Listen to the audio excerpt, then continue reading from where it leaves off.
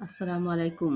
Welcome to my channel ঝলমালিয়া এসএসের পক্ষ থেকে আপনাদেরকে স্বাগতম।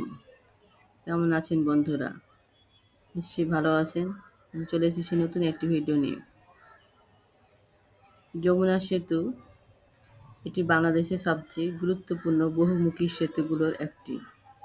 এটি যমুনা নদীর উপরে অবস্থিত এবং টাঙ্গাইল ও সিরাজগঞ্জ জেলার মধ্যে সংযোগ স্থাপন করে।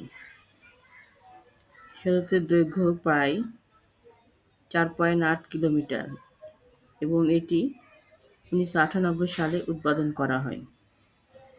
এটি রেল, সড়ক, গ্যাস, বিদ্যুৎ ও টেলিযোগাযোগ লাইন বহনের জন্য ব্যবহৃত হয়।